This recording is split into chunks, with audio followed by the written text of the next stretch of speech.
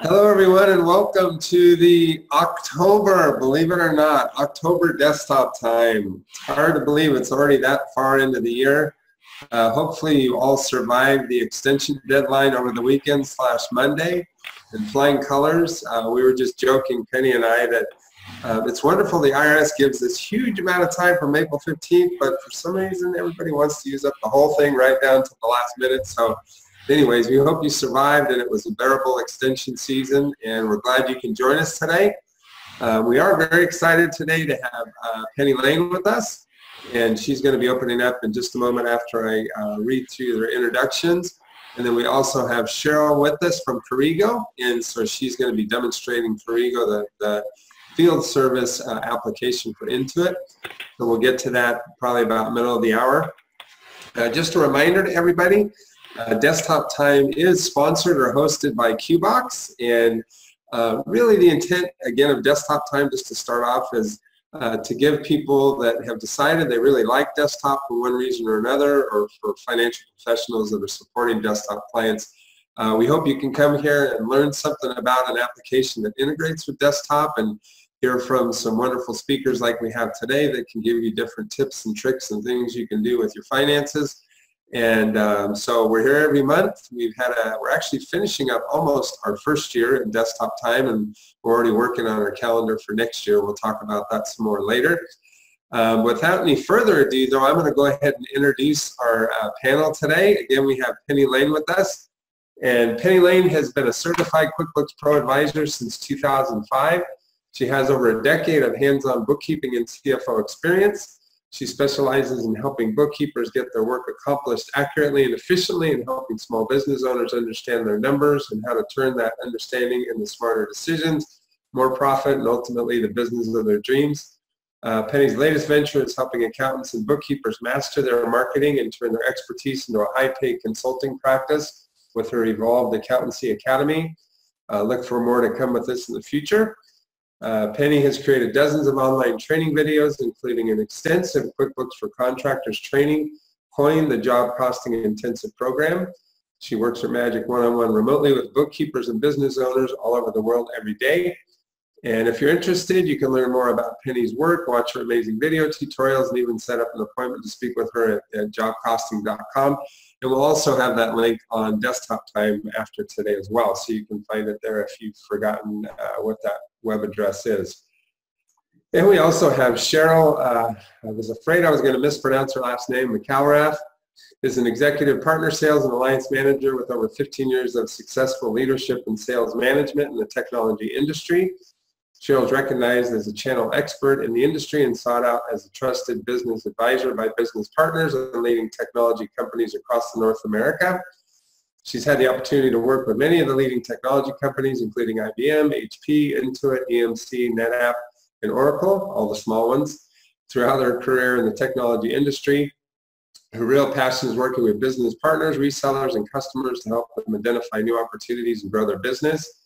And Cheryl's currently the executive partner sales manager with Corrigo Incorporated, and is responsible for managing the Intuit Field Service Management Reseller Program. So that's quite a bit. You both are very busy people, and you have extensive backgrounds, and so we're very, very pleased to have you with us today and honored to have you join us this month. So with that being said, I'm actually going to start out turning the floor over to Penny, and she's going to give us information on job costing and some, I'm assuming, is related to the series that you've talked about in the bio that you gave to me. So without any further ado, Penny, I'll turn the floor over to you. Thank you, Chris. Thank you for making me sound so great and important. Bear with me while I just pull up my fancy schmancy PowerPoint presentation. Like Chris said, I'm a veteran QuickBooks Pro advisor, and I specialize in training bookkeepers and accountants using job costing in QuickBooks. In this presentation, I'm going to demonstrate some of the powerful job costing features and reports that are available in QuickBooks Desktop. And I'm going to show you how to set up and use QuickBooks in a way that's going to help you leverage these features for your business or for your client's business. And it's going to be really quick because I have a limited amount of time, and there's hours and hours of information that I could share with you. So I'm just going to show you the basics, and I'm really going to focus on the reports. So what do I mean by job costing? Simply put, job costing is the ability to view reports about detailed expenses and revenue as it applies to a specific project.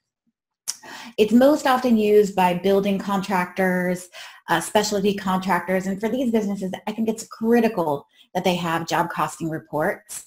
And that's going to be the industry that I'm going to be demonstrating today. But just know that there's a lot of other industries that can leverage and utilize the features that I'm presenting. When it comes to contractors and a lot of other businesses that do project-based work, there are other features and reports outside of the job cost reports that come into play, particularly around things like invoicing, and I'm going to touch briefly on that as well.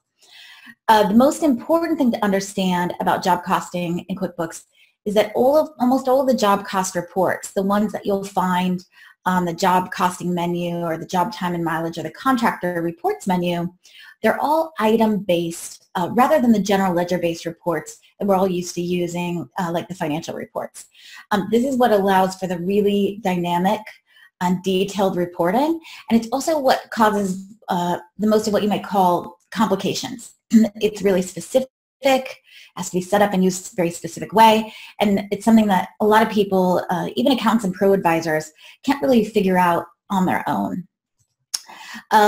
This is the reason why I often encounter all types of creative setups in QuickBooks for job costing, and why a lot of businesses end up using outside spreadsheets. And we all know the pitfalls of that kind of thing, duplicate work, inaccuracies, all things like that. So now I'm going to take you to QuickBooks, and I'm going to do an actual demonstration. So the first thing I like to do in my presentations of the system is provide a brief overview of some of the most popular and powerful reports. There are dozens of reports, but I'm just going to show you the ones that have the most significance so that you can see the possibilities of what QuickBooks can do, just some of the possibilities. Like I said, there's hours of stuff I can show you. If you want to do it in QuickBooks, there's a good chance that you can when it comes to job costing. So from the reports menu, and I'm working in Enterprise Contractor Edition, a lot of the reports are available actually even in QuickBooks Pro from the Jobs Time and Mileage menu. But when we're using the Contractor Edition, we also have the Job Costing Reports menu. A lot of these are also on the Jobs Time and Mileage menu, and the Contractor Reports, and a lot of these are also on there. So it's a little confusing. I'm mostly going to work from the Jobs Time and Mileage Reports menu today. The most popular report by far that project-based businesses and contractors use is the Job Estimates versus Actuals Detail Report. And I'm just going to be using a demo job. This is a demo company, and I'm using a job called the John and Amy Adams deck replacement. So this isn't like a whole house or anything. It's pretty simple. In the Job Estimates versus Actuals Detail Report, you can see that it pulls up a little filter, so you choose the specific job that you want to see the report for. And on this report, we can get the estimated cost for the job broken down by type of work or cost code. And what these are in QuickBooks is actually items. So we're going to see our estimated cost. That's if we enter an estimate into QuickBooks. And we can also see our actual costs. So these are costs that have also been posted back to these cost code items. And then we can see a variance. You can just imagine the value of this information for this type of business, this project-related business. Am I making money off of my jobs or am I not? How is my estimating? Am I estimating accurately or not? And so here you have a variance. And you're also going to notice here that my estimated cost is not the same as my estimated revenue. And this comes down to how you enter the estimate. And I'll get to that in just a few moments. But also in this report, you can see your estimated revenue on the job by cost code, as well as your actual revenue by job on the cost code. And I can filter this report to drop off any of these columns that I want. Like I could just see the estimated versus actual cost if I wanted. But this estimated versus actual revenue information is actually really valuable because as a contractor, I can see how much I've actually put out in costs on certain line items and how much I've collected from my customer. So it's really powerful tool and a really powerful report on so many levels. I can also run a job estimates versus actuals summary. The job estimates versus actuals summary is by default all dates, and that's important because if I date filter this report, what if my estimate was dated in 2016 and I'm only looking at this year? It's going to really take out some of the information that I might need to analyze this report effectively, or if I had any costs that were posted in a different period than the time I'm looking at. And this report is also automatically filtered by active estimate only. That gives me the ability to look at, say just the jobs I have going on right now. I don't want everything for all of time, but I don't want to have to date filter it either.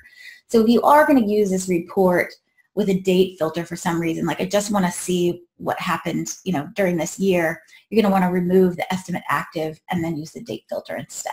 But this is the most common way that we see it. And so what we see here is just a summary of all of our jobs with active estimates, the total estimated cost, not in detail, the total actual cost, the total estimated revenue, and the total actual revenue. And this estimated versus actual revenue detail comes through progress invoicing, which is something that I'll cover real briefly a little bit later. The other report that is really popular, particularly for those contractors that maybe don't use estimates for some reason, is the job profitability detail report. And this one is really simple. It just shows and it's also filtered, pops up a filter for the job. This is just going to show me my actual costs and my actual revenue per line item or cost code. And these again are QuickBooks items. And this also, the actual revenue column broken down here, also is a result of progress invoicing from the estimate that we enter in QuickBooks. The good thing to know about this report is that it's automatically filtered to show only income and expense accounts. So if you're doing speculative real estate development type or completed contract accounting for your customer, your items are going to be mapped to assets and liability accounts. So it's important to know that if you're looking at only income and expense and you're using assets and liabilities, then no results are going to show here unless you remove that filter. There are another super popular report is the job progress invoices versus estimates. And this one is really cool because it's going to show the total estimate for the job and the percent of progress on my revenue for the job. The bummer about this report is that it doesn't show me the variance. It doesn't give me a dollar value of the difference between the difference between my total estimate and the dollar value of what I've invoiced out.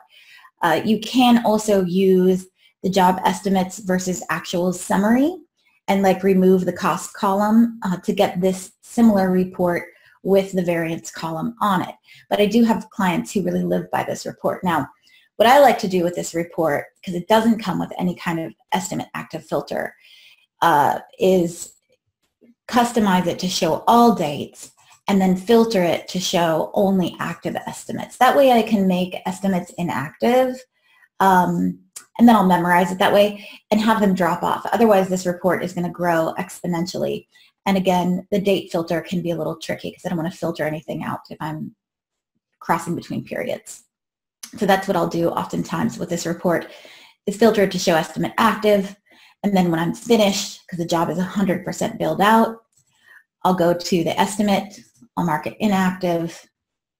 I got my Zoom controller there. And then it will drop off of the report. Other reports that are really popular are the time by job reports or the time reports. Now these reports are possible if you use the timesheets in QuickBooks, and you can use the timesheets for vendors or for employees. And you don't have to have run the payroll to get your time reports. All you have to do is just enter the time. You're usually going to be entering the time, for employees or vendors to the job and to the specific service item. But a lot of times we want to have, other than cost reports, we want to have time reports, how much time was spent. So we can run the time by job summary, detail by name, by item. The time by job detail is the most popular. And with this report, it's going to show me all of the time. So you can see that it's totaled by item or type of work. We've got the name of the person who put the time in, and we can see the billing status. We can customize this report all day long. We can filter it to show us only unbilled time or only billed time. We can filter it by the job. There's just a million things. We can add columns with memos and all kinds of information. So this is a great report that a lot of contractors find really helpful. And again, we can also do the time by name is also really popular sometimes. There are a couple reports that have been introduced, and I'm not going to go over them today, but in the Enterprise Edition, particularly, I think it was in 2017, that they offer a job work in progress summary report, which is awesome, as well as a committed costs report. We've also got a completed costs report, all kinds of things in here. I don't have time to go over them all today, but there's a lot of amazing reporting. Unbilled costs report, all kinds of great reports. In the Contractor Edition specifically, there's a report called Unpaid Bills by Job. So that one is under Contractor Reports, and it is only available in the Contractor Edition. This is helpful when a contractor will say to you, hey, I just got a draw from this job. Now I want you to go pay all the bills for this job. And really from the pay bill screen, there's no other way to get this information. So this one report right here can be a good reason to upgrade to the Premier Contractor Edition. It doesn't have to be Enterprise, just the Premier Contractor Edition. Of course, you can run a profit and loss for the job. You can run from the company and financial menu. You can run a profit and loss by job, or you can run a profit and loss to filter for the job. And this is a report that's pretty much available in any QuickBooks edition, even online edition. But it's very limited because it's general ledger based. And what we don't want is to have, and this is a sample company, so there's a reason why these things are on here, but we don't usually have job details like plans and permits, demolition, sheetrock, painting. Those belong on our item or our cost code list. The types of things that we have on our general ledger reports are going to be materials and subcontractor. And it's the item list that allows us to expand upon those general ledger codes and put in a lot of detail and get these detailed reports. So that's what I'm going to talk about next. But just, you know, when you have just a profit and loss by the job, you don't have all that estimates versus actual. You don't have the percent of progress billed. I mean, there's just not much available on just a straight profit and loss by job or by class. But you can, of course, still run this report, and it comes in handy for certain things. There are just so many different types of businesses, and there's so many reports. I can't possibly cover them all today.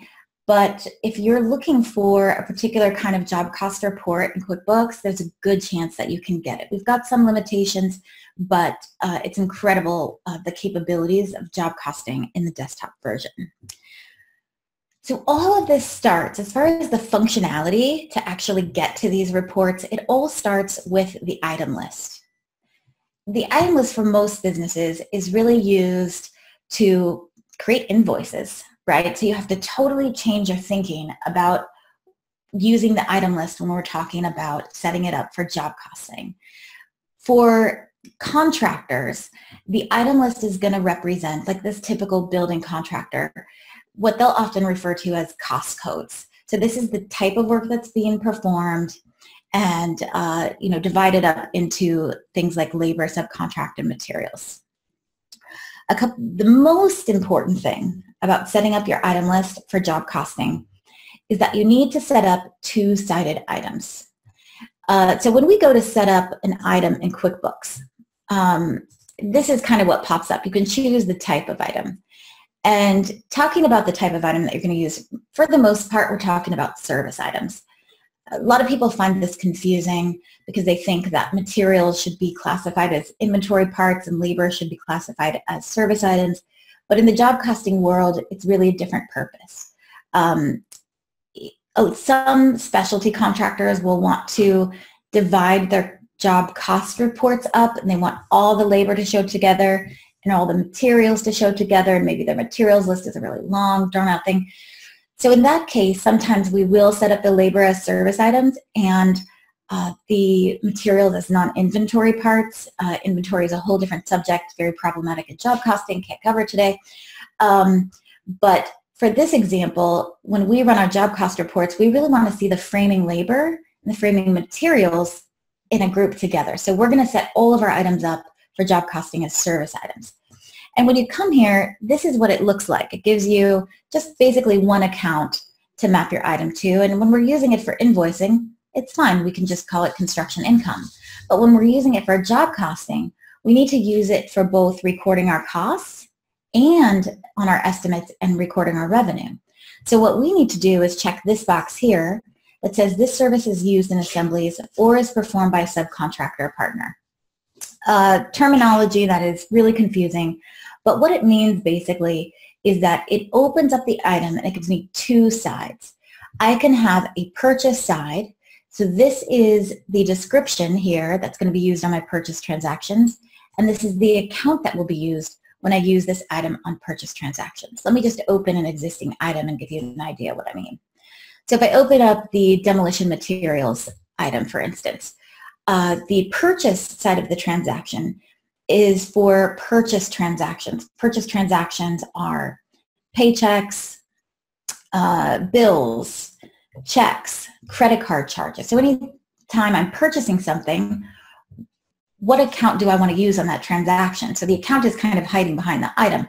But in this case, it's going to be materials. I want it to go to my materials cost of goods sold account when I purchase an item using this, purchase something using this item.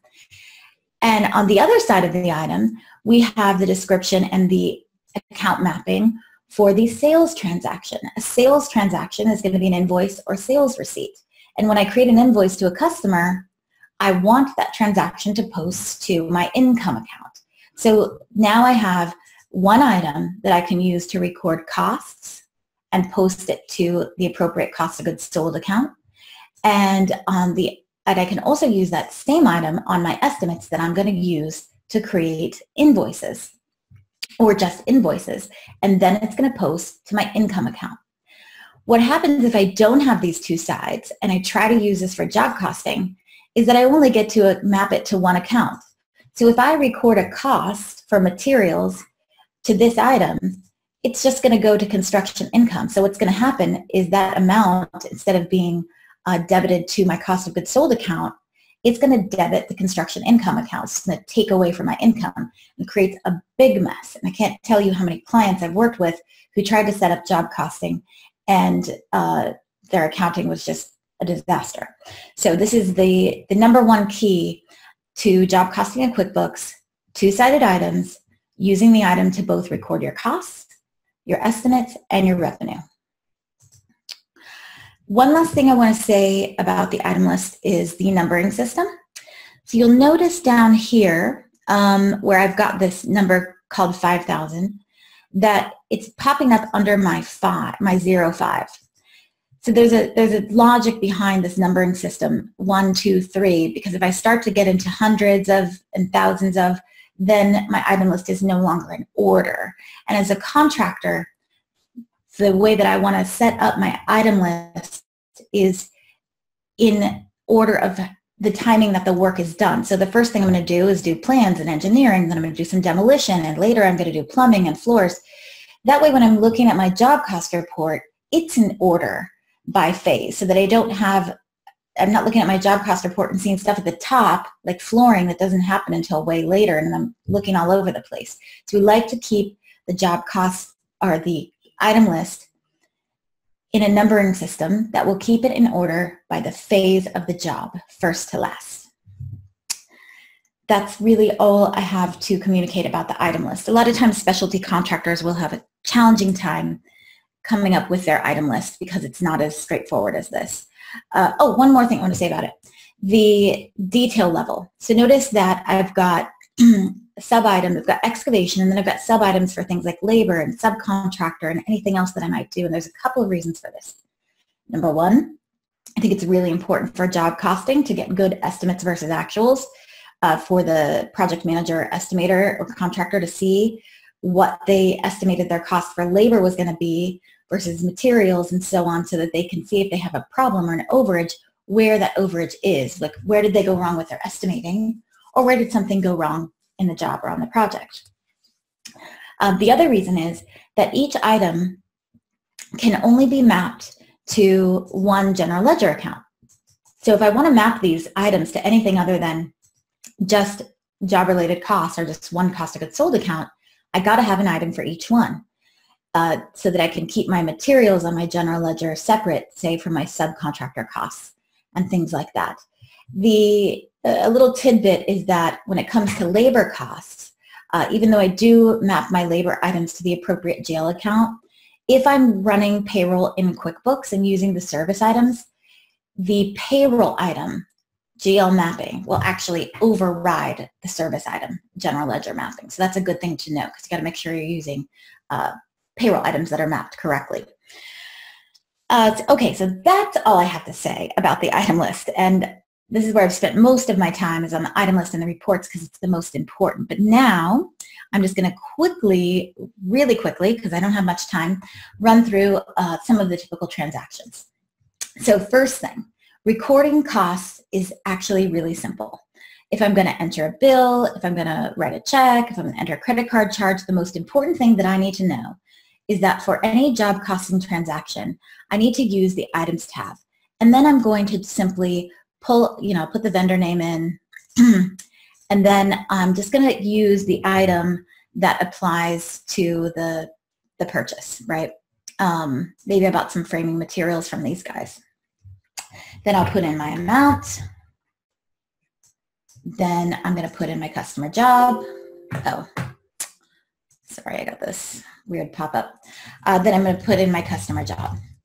Of course, you're not going to use items for everything, for your phone bill, your rent, your overhead items, but anything that is a direct job-related cost, I'm going to want to use an item so that it'll show up on my job cost reports. Because if I put any cost to the expense account, say I just went straight to materials, what's going to happen is that anything that is recorded to the customer job, but to the expenses instead of to an item, is going to show up on my job cost report as no item. I don't know if anybody's ever tried and you've seen this happen, or you tried to pull up job cost reports and it wasn't set up, and that's what you get, just no item. That's not helpful to anyone at all. So it's really as simple as that. Of course, on your timesheets and your paychecks, excuse me, you're also going to use the items on all of those transactions that will, again, pull into the job cost report. When it comes to creating estimates, you go here to customer, create estimate. I'm going to go to specific customer and an estimate that's already been created for this demo job that we're doing. So when you're entering your estimate, you're going to get the information from the contractor, and of course they're going to need to roll it up into items that are practical for data entry, because a lot of times when they do their takeoff estimating, they got all kinds of detail in there. Well, we can't practically record things in detail, so we're going to ask them, coordinate with them to set up our cost code list, and then they're going to give us an estimate of the total they think it's going to cost for, say, demo labor, disposal, and the framing labor and materials. I can add change orders to my estimate simply by opening my original estimate and putting the changeover on. There's a lot of information about that I don't have time for. But notice here on my estimate how here in this column, and you may have to modify this template, but here in this column, I've got an estimated cost. This should be my estimated cost. It should not be the amount that I'm charging my customer. If I'm charging my customer more than my estimated cost, I can either add a markup on each line, or I can add a one-line item markup here. But notice that I'm putting all of this in the markup column, and don't worry because your customer is not going to see that. But it does keep it out of the estimated cost column on my estimated versus actuals report, as I talked about earlier, and it pushes it only into the estimated revenue column, which is important. Am I running out of time? You know what? You're covering so much awesome stuff. I mean, I'm learning a lot just watching this, but unfortunately, yeah, we're very compressed for time. Okay. So this is what I want to say. This is really the most important thing. The next thing that you can do in QuickBooks is you can create progress invoices from the estimate. You can create lump sum invoices from the estimate. You can also create time and materials invoices or cost plus. QuickBooks does a great job of helping keep track of all those costs in there. There's some limitation with the online banking feeds because there's no item available in the online bank feed, so that's a good thing to know. You can also do purchase orders for tracking that. So that's, I'll conclude like this part of the demo, but it just gives you an idea of the basics that you need to have in to achieve those reports, the kind of reports that you can get. And go back, I have about 1.5 minutes of PowerPoint presentation, I promise. You're doing great. Okay, so some of the other functions that I didn't have time to demonstrate today, you can do purchase orders for tracking subcontractor contracts and payments. You can do outside payroll job costing. You can job cost all of your labor burden if you do payroll in QuickBooks. You can assign company-owned equipment cost to jobs. You can do joint checks, speculative and completed contract method, work in progress over and under adjustments, change orders, and so much more. You can, couple of the limitations, takeoff estimating, it's not an estimating program. It is not a project management program, but there are a lot of third-party project management programs that talk to QuickBooks that are great. It doesn't do time reports that include billing rates. Prevailing wage and job costing per diem can be problematic and tricky. There's some workarounds. It's not like you can't do it, but it can be tricky. If you're an accountant or bookkeeper and you're interested in providing services to contractors, whether it's taxes or bookkeeping, they really need you. There's a huge demand for people who actually know how to do this. QBox is by far, well, we know it's just one of the only ways, but it's by far my favorite way of sharing desktop files with my clients. And I'd love to hear from you if you need anything else. As Chris stated, you can always find me at jobcosting.com. I've got a Facebook group for accountants and bookkeepers. It's facebook.com/group/PennyLaneU. And you can also email me at penny@jobcosting.com if you have any questions. Awesome. Thank you so much, Penny. Like I said, you obviously have a lot of valuable information. I feel bad we kind of compressed you today.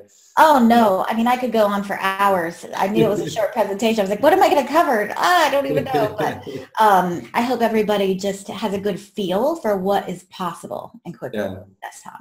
Well, I think you're right. In fact, I was going to let you, if you said you're familiar with Zoom, respond to some of the questions, and Cheryl get started.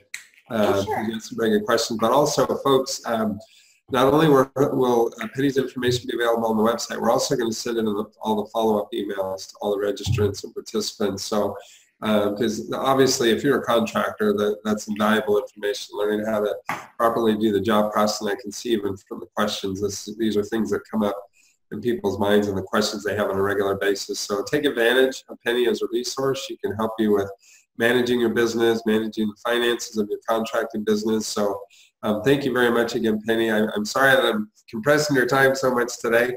No, let's keep an eye on it. I knew. Awesome. Thank you, though. Thanks, Chris. Yeah, you're welcome. Thank you. And I am going to go ahead at this point. Cheryl's having some challenges with her camera, but she is going to take over at this point and introduce us to Corrigo, which is a company that actually provides the Intuit Field Service Management Program. So Cheryl, are you with us? I am here, so let me go ahead and share my screen so hopefully everybody can see that okay. Perfect. Let's just go here from the current slide. All right, so hopefully you can all see my screen. Thank you very much. And by the way, Penny, it was great hearing everything that you had to talk about because you would not believe how often job costing comes up and a lot of the conversations I'm having with customers as well. So that was great information. I'm definitely going to take your name and number and give you a call if we have any more questions come up about that. I'm going to be talking to you guys about Corrigo and Intuit Field Service Management, and just so we can kind of put things out on the playing field so everyone understands, and this may very well be a software application that is an add-on to QuickBooks that a lot of you have probably never even heard about. You may hear it referred to as Corrigo Field Service Management, and you may hear it referred to as Intuit Field Service Management. So what does that mean to you? It means that it's a software program that we sell directly from Corrigo, who is the company that I work for, who is a software development company, and we also sell the exact same product through Intuit and through their channel organization and their telesales group that's located in a couple of different locations, but mostly in Tucson. But we sell the exact same product through the Intuit channel. So you can purchase the product either way. It doesn't really matter. You're going to get the same product at the end of the day. So what is Corrigo Field Service Management? Field Service Management is a software that's built for service businesses. So for all of you that are on the phone today who are running organizations where you have the need to create service orders or work orders, you need to create jobs, you need to schedule your technicians to go out and do those jobs, Field Service Management is a great software tool to help you do that and to run your business more efficiently. The other great thing about it is, and we are one of the few software applications out there that are an add-on to QuickBooks, that we do still integrate with QuickBooks Desktop. So a lot of the third-party applications that are out there today for field service are only going to integrate with QuickBooks Online. And Intuit made a change to the way that they run their integration program a couple of years ago. Thankfully, Corrigo's software program is written on API code, which is what's required for us to be able to continue to integrate with QuickBooks Desktop. So we are the best in the industry when it comes to being able to do the integration with QuickBooks. And of course, we integrate with online as well. We added that to our product line about 3 years ago. All right, so let's talk a little bit more about what it is.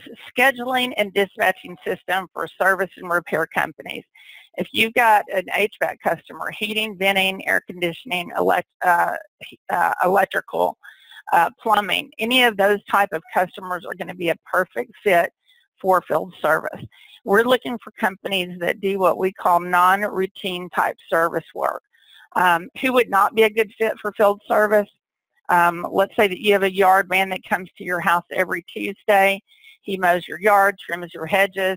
The next Tuesday morning, he shows up again, and he basically does the same job. Those are not going to be a good fit for field service. So we are looking for those non-routine type service calls that are coming in throughout the day for those electrical, HVAC, plumbing, maintenance, security. One of the big hitters that we're getting today is alarm companies.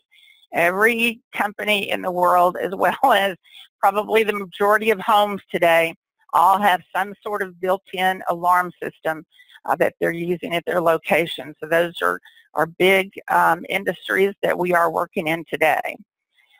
So what does it do? It helps service businesses get their work done and get paid faster, and it also will help them streamline payroll processing. So scheduling of all the technicians is really easy to do in field service. It's all real time, so as soon as a job is scheduled and assigned to a technician, that technician is going to get an alert out in the field telling him that he has a new job that he needs to pick up. Customer service history is all going to be stored right there for the customer. They don't need to go to a filing cabinet, pull out a bunch of papers, flip through all of that paperwork to try to figure out what was the last job that they did for the customer. It's all going to be right there on the screen for them when they pull up the customer information. And it's going to take them to a paperless environment. So recently I've had a lot of work done at my house. I cannot tell you, well, I can probably tell you that 90% of the technicians who walked into my house all had a clipboard, and they had a paperwork order, and they wrote out a paper invoice at the end of the day. With field service management, all of that goes away. Basically, all they need when they walk into their customer is their smartphone or their tablet or whatever their mobile device is that they choose to use. All that information will be right there for them on their smart device. Equipment lists are also tracked in field service. So as your service companies are going out and they're working on customers' equipment, they can track that piece of equipment. Let's just say it's an air conditioning unit. They can track that air conditioning unit, and they can track all the attributes that were associated with it. So things like warranty dates, serial numbers, install dates, manufacturing information, condition of equipment, and the list just goes on and on. But they can track every bit of that equipment for their customers. They can also create create invoices and take payments out in the field. And that is completely up to your customer, whether or not they want their technicians to be able to do that out in the field. But it is definitely an option for them that will help them get that money turned around a lot quicker and get it into their bank a lot quicker as well. It also streamlines payroll processing. So, and down at the bottom, you can see we've got a couple of add-on time card and service agreement modules. That time card module is very beneficial because what it will do is track the time for the technicians when they're out in the field. It will automatically capture that time. So the techs don't need to handwrite a timesheet, turn it in at the end of the week. Your people in the office are trying to decipher, what did they really write down on this timesheet. It's all captured for them automatically, and it's much easier for them to be able to do their payroll processing. Field service management is a cloud computing solution. So we all know about the cloud. On QuickBooks Online, of course, is cloud-based as well. So that just means that field service can be basically accessed from anywhere as long as you have an internet connection. We are mobile device agnostic. So what does that mean? It simply means we don't really care what kind of a mobile device your service companies want to use out in the field. They can use Androids, they can use Apple phones, they can use tablets, they can use iPads. Whatever their preference is will work out in the field. And again, it is truly whatever their preference is as far as the type of device that they use out in the field. It is a mobile in synchronization tool to QuickBooks, and as I mentioned earlier, it synchronizes with all versions of QuickBooks, Pro, Premier, Enterprise, and Online. And there are 2 add-on modules. We talked about the time card add-on module to capture the tech's time when they're out in the field, and there is also a service agreement module that plays very, very well for HVAC customers especially. Any customers who do any kind of preventative maintenance work for their customers, the service agreement module automates that whole process for them. So today, if you talk to an HVAC company and they're doing preventative maintenance contracts for their customer and you ask them, how are you tracking those contracts? Probably they're going to tell you either they have a whiteboard on their wall in their office and they have them all written down on this whiteboard and they check them off every time they go out and do a job, or they're going to tell you that they have an Excel spreadsheet. Basically, they do the same thing, print the Excel spreadsheet off, check off as they go do the work. With the service agreement module, it's going to automate that process for them so that they can enter the contract details into field service, and a work order will automatically be created when it's time for them to go out and do the work, whether that's every quarter, every month, every year, whatever the term is on the contract. It's going to automate that process for them. So it makes it very simple for them to keep up with those contracts. What are some of the scheduling and dispatching highlights? Creating work orders. Assigning work orders by skill, availability, GPS, or customer address. So as those calls are coming in throughout the day, there is a mapping capability that the dispatcher can look at. They can see where other workers already are or where other work orders are already assigned. Plug those calls in wherever it makes sense. They're also going to have a dispatch board that's going to allow them to keep up with all of the service calls throughout the day and see how they're progressing. They can drag and drop, so reassigning work orders to different techs is very easy. They're going to be able to view customer location via Google Maps on their mobile device. They can click on the service location, and it will give them the directions to get to that next location. There are also unlimited custom fields. So if there is some information on the templates that are already provided in field service that just don't capture the information the customer needs, they can create custom fields to be able to capture that information. They have printing capabilities. They can print appointment listings. GPS tracking is built into the software.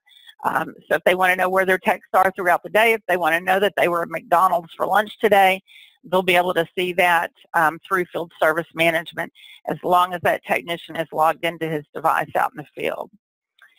Customers all receive email notifications, so they can be made aware of when the work order has been created, when the tech's on his way to the job, a lot of different types of notifications they can send out to the customer. We do have another application that is free with field service. It's called GetCrew. And basically what that allows your service providers to do is to be able to communicate directly with their customer through an application, which is basically through a text messaging type application.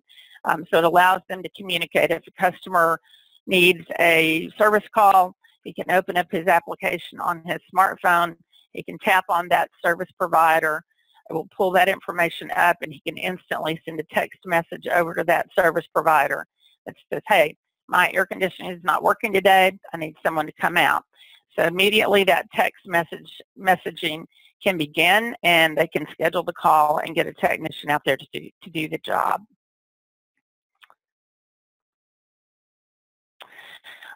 The other thing is document and access critical customer information. So we talked a little bit about this already, but the main thing to walk away from here is just to know that all customer history is going to be there for the technician out in the field to be able to see it on his mobile device, as well as that person in the office who is scheduling calls.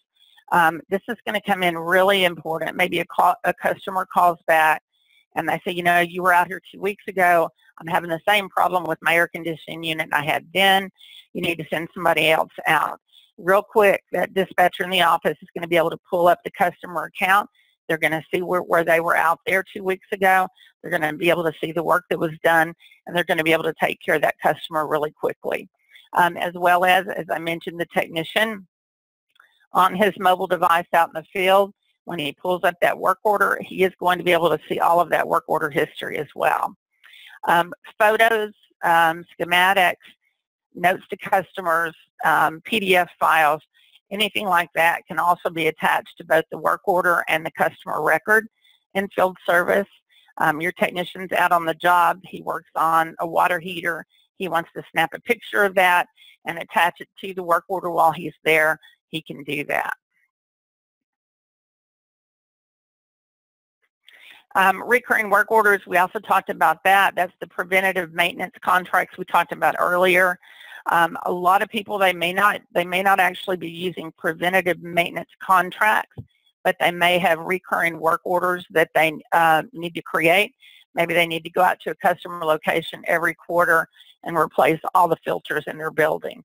So they want a recurring work order to pop up to remind them to go do that job. And they can certainly do that through that service agreement add-on module. And then we talked about GetCrew. GetCrew is really a great tool that, again, it is free for field service management customers, and it allows them to have that flexibility to text message with their customers and be able to communicate with them through text message versus having to pick up the telephone and actually make a phone call. We all know that our millennials that are out there don't like to make phone calls. They love text message. So this works really, really great for them. All right, who can use FSM? Basically anybody within a service organization can use field service. So you've got your office workers who are going to log in through the desktop application. It's going to give them the capability to see all the work orders, to see all the reports that are out there, to see just about everything that's going on throughout the day with all of their service calls. Again, all of their technicians out in the field will be able to move from a paper world into a paperless environment. with any kind of a smartphone or tablet that they prefer to use. And by the way, within an organization, within a company, they can have a mix of Android or Apple.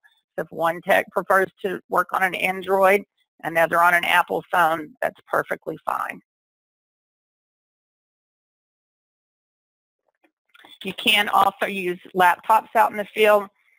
Typically where we see that are with supervisors or company owners who are also out in the field, maybe taking jobs, but they want a little bit more access to the system than what the application on the mobile device will allow for. So they can use a laptop out in the field. As long as they have a Wi-Fi connection, they'll be able to log in to the desktop application for field service.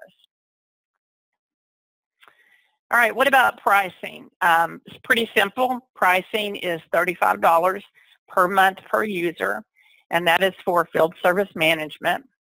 The service agreement add-on module is $15 per month per user, and the time card module is also $15 per month per user. Everyone that is a named login user has to have a license. Typically, that's associated with all of your technicians who are out in the field, and then it typically will be one or two office folks who will need a license in the office.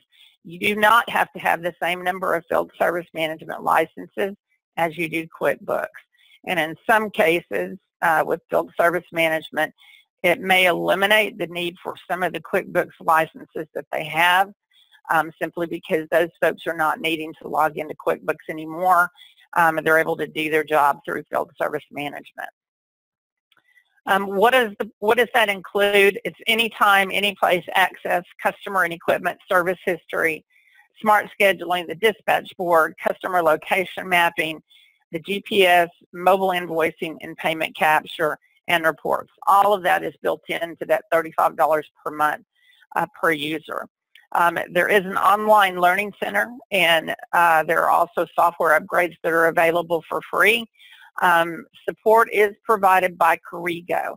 It is not provided by Intuit. So if you have a customer, you need to make sure that they know to call Corrigo support if they need assistance. And again, that is free, and it's included with the software. And there is a rapid return on investment. A lot of times I talk to customers, and they don't really understand what's in this for me. Well, it's going to remove a lot of the duplicate entry that they're doing today by taking handwritten work orders, handwritten invoices. They're going to have to rekey all that information over into QuickBooks. With field service management, all of that's going to be automated for them. It's going to make it much easier and much quicker for them to be able to get that information over into QuickBooks and to be able to go ahead and collect payment. I'll give you a great example. A couple of weeks ago, I was at a customer location here in Dallas, and I walked into the owner's office, and he had a stack of papers that, no lie, was probably 2 feet high. And I asked him what that was, and he said, oh, those are all the work orders that have been completed that I need to review before we can invoice them. I said, how long have they been sitting there? And he told me about a month. So already he had a month's worth of work that had been completed, that was sitting on his desk, just waiting on him to review before he could actually invoice a customer.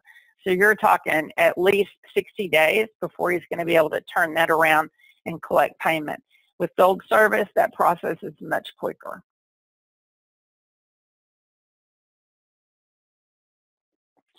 All right. The optional add-on modules we already talked about, the service agreement and time card. But the one other thing that I wanted to mention to you is that we do have what's called a Quick Start program. The Quick Start program is basically to help customers get set up, get their office people trained, get their technicians trained on field service, do the setup for field service management, as well as for the QuickBooks integration. So the cost for that is $700. It is provided by a certified QuickBooks and field service management consultant. And I will tell you that it is highly worth the cost of the $700. Again, it's not required. It's optional. If people want to do their own setup, they are perfectly welcome to do that.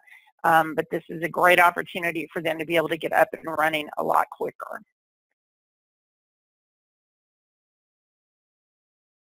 All right, just an incentive for all you guys who are on the call today. If you would like to schedule a demo for yourself or for a customer, and we're talking about a live demo, you can contact me and you will receive a $25 Amazon gift card. So we really want to incent you. You probably don't feel comfortable in a lot of situations to talk to the customer about field service. But if you have a customer who falls into one of those categories we talked about earlier, and you can get them on a demo with us, then we would be more than happy to provide a gift card for you for doing that. All right, so let's jump over and we'll do a live demonstration just real quick. I'm not going to spend a whole lot of time on it, but we'll just run through it as quickly as we can. So I've moved over to what's called the dashboard for field service. When your office workers come in every day and they're ready to go to work, they're going to log in through a web browser. They can use any web browser they want. They'll have their own user ID and password that they'll log in with, and this is what's going to pop up. This is called the dashboard. All information for field service is housed in field service management. When the first integration with QuickBooks is run, all the customer information is going to move over into field service for you. All of your item information, your pricing information, all of that's going to move over into field service for you so that you don't have to recreate that. So what we're going to do is I'm going to go ahead and just create a new work order so you can see how to do that. Cheryl, if I can interject for a minute, I think we're seeing the PowerPoint still. So I'm not sure if you shared your whole screen or not, but right now we're just seeing the PowerPoint slide, it looks like. We're not seeing the application.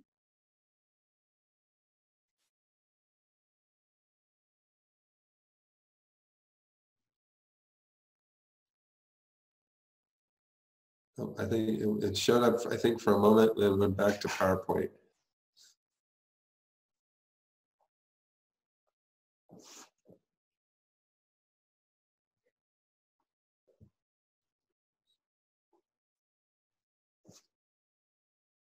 There it is.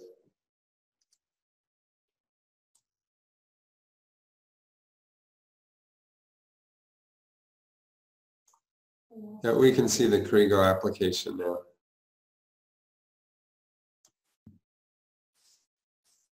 I think we lost your voice, Cheryl. We can't hear you now. We can see the application. Okay. Can you hear me now? Okay, yes. Great. Gotta love technology, right? Gotta love it. All right. I went back to the dashboard just so you can see what that looks like. Again, this is where you'll log in each day, your dispatchers, your office workers.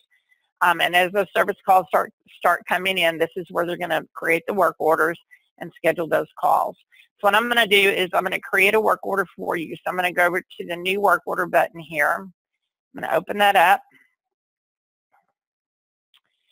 And this is going to give me the work order wizard. So I need to know who the customer is, what's the problem. I need to assign it to a tech and then review and confirm everything. So down where it says customer, I've got a drop down arrow button, a lot of different ways I can search for my customer. I'm just going to type in a piece of a customer name here. And I'm going to click search. It's going to bring up my customer for me. I'll just select the radio dial button here. That's going to populate the detail section of my work order over here on the right. So right here, it's going to tell me that I have multiple sites for this customer. So I need to select the correct site. It's going to give me my contact information. This invoiceable checkbox means that the tech is allowed to create the invoice out in the field.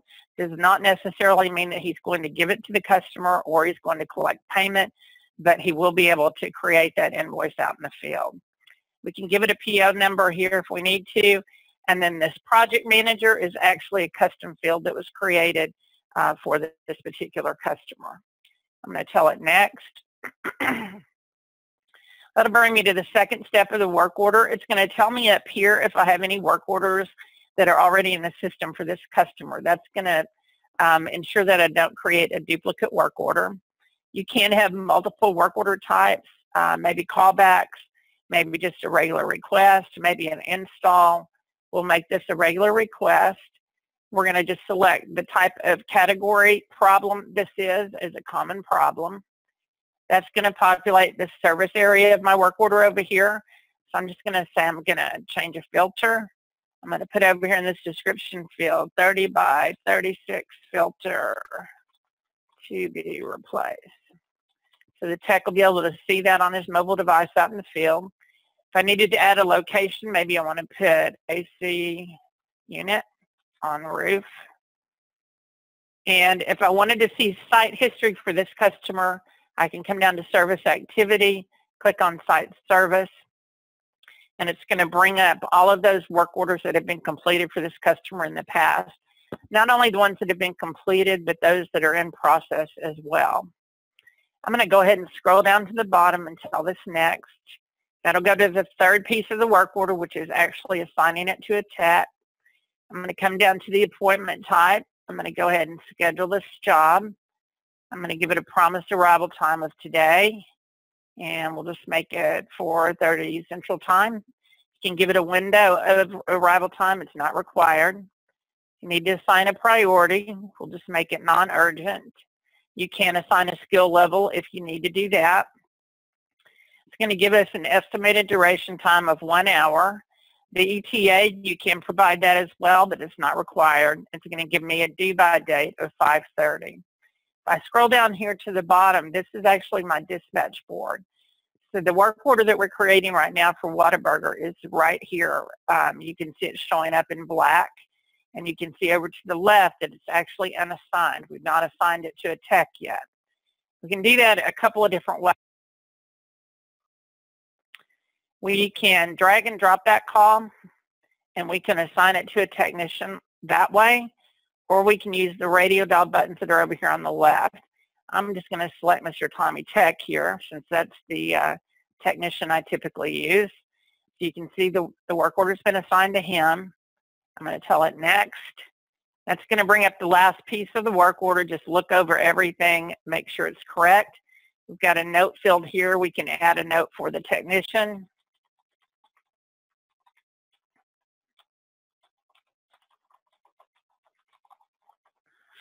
So that he'll get that on his mobile device, and we'll click add, and we're going to go ahead and click finish. Once that's done, that work order has now been created. It's going to give you a work order number up here, which is 0729. If you needed to make a change to that, you always can. You can look at your work orders down here and look up that work order. It's right here for Whataburger. One thing I will mention, there are some color codes here. Those are all indicators of the status of the work order. You can hover your mouse button over that icon. It will tell you what the status of the work order is.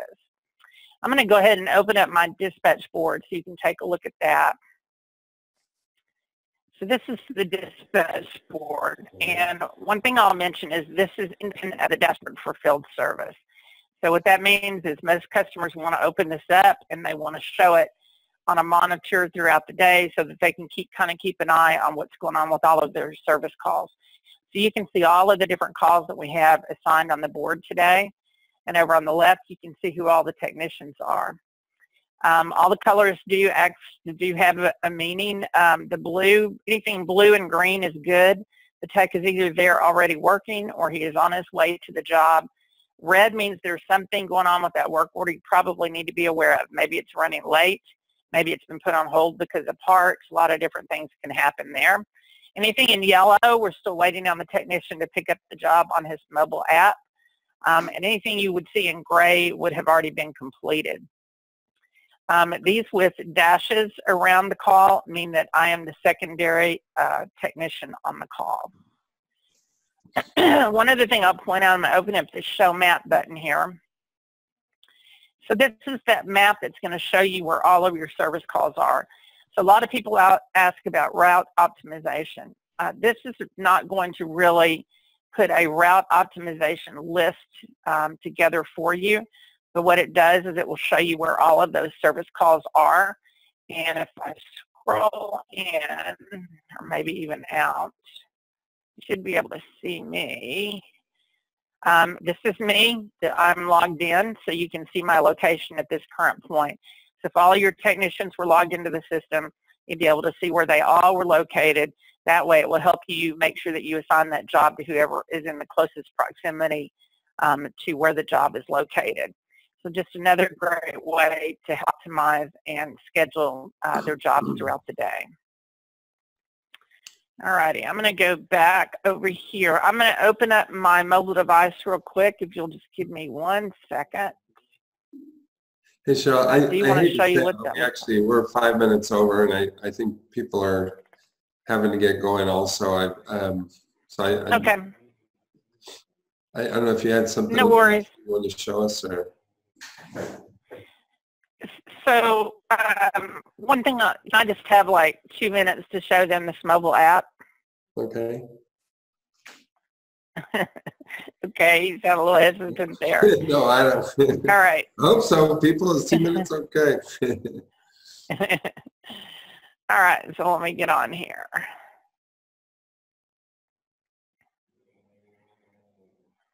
It may take me 2 minutes to get on.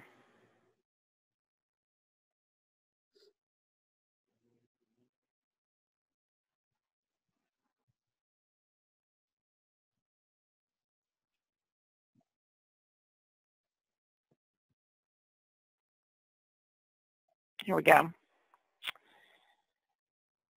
All right, so in field service management, the technicians who are out in the field are going to have an application that they download on their phone.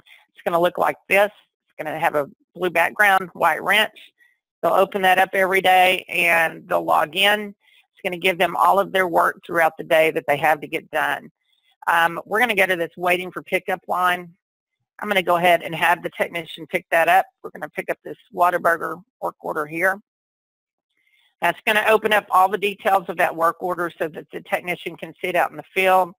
If they go to the service address and give them GPS directions to get to that next location. Go back here. What we're going to do is go ahead and have him pick up this work order. So we're going to go ahead and pick it up and start it.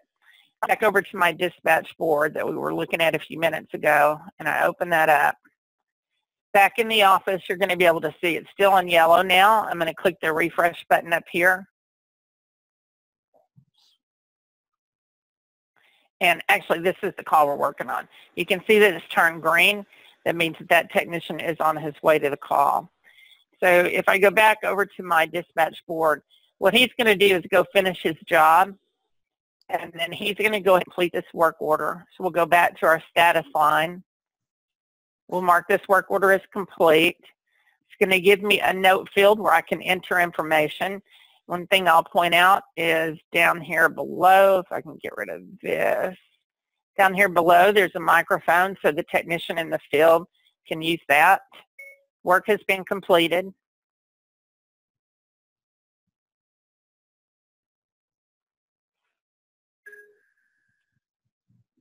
We'll click continue and then we'll click complete.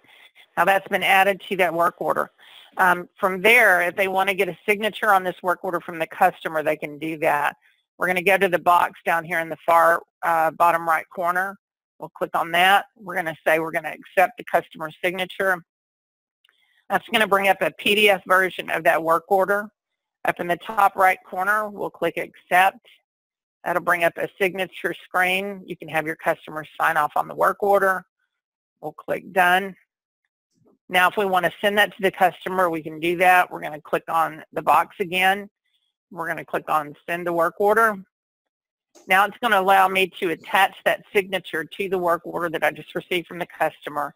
And I'm going to click send and send that on to the customer. Now the last piece, which we won't spend a lot of time doing, but the last piece is the technician actually creating the invoice in the field. It's pretty simple for him to do that. He'll go ahead and change this into a prepared invoice. Click done. We can add a class of customer. We need to do that. And scroll down to add new line items. And remember, all of your items are going to be there because they've moved over from QuickBooks into field service. We're going to click on the search mirror up here. I know that we replaced the filter, so I'm just going to click in the search field. I'm going to use my microphone filter.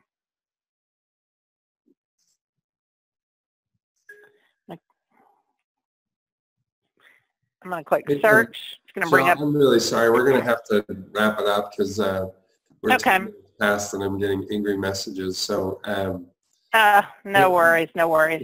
Yeah, but I would say one thing, having my early working life working for, believe it or not, an HVAC contractor, this is an amazing resource. That the functionalities you just demonstrated. I remember back in the 80s that we grappled with, just like you said, the good old whiteboard with description of where people were going. Right.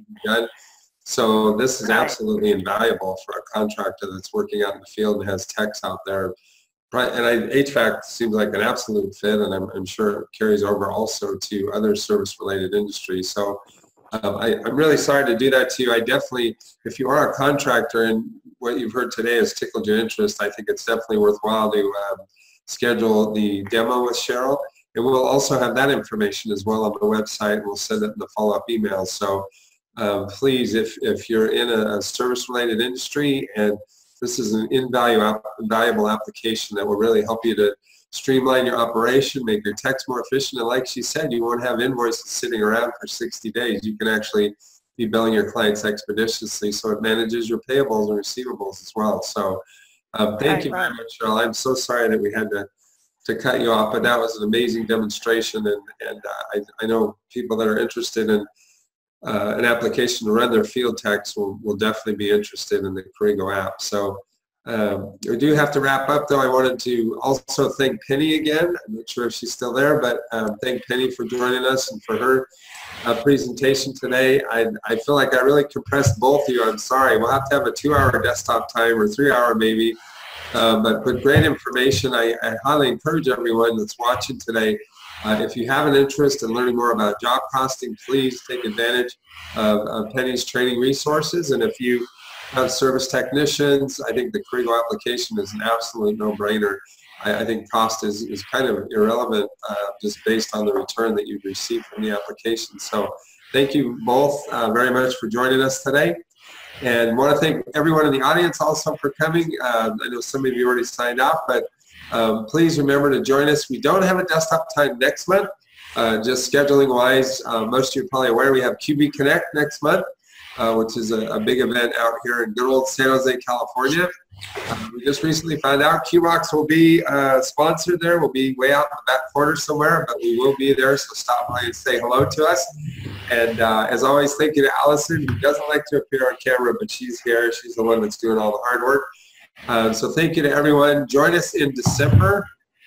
We're actually going to have tax1099.com, someone from ZenWork here. So that should be another wonderful presentation, very valuable information. Thank you to everybody. I forgot to mention at the outset, if you're someone that's celebrating Diwali today, happy Diwali to you as well. If you know somebody that might be celebrating that, go out of your way to say that as well. Thank you to everyone. We thank you for your time. We apologize we ran a little bit over, but we'll look forward to seeing you back in December. And again, look for our 2018 calendar. It's going to slowly be populating over the next 30 to 60 days. Some of the information is already up for next year. So thank you very much again. Have a great rest of your day, and we'll see you in December. Thanks again.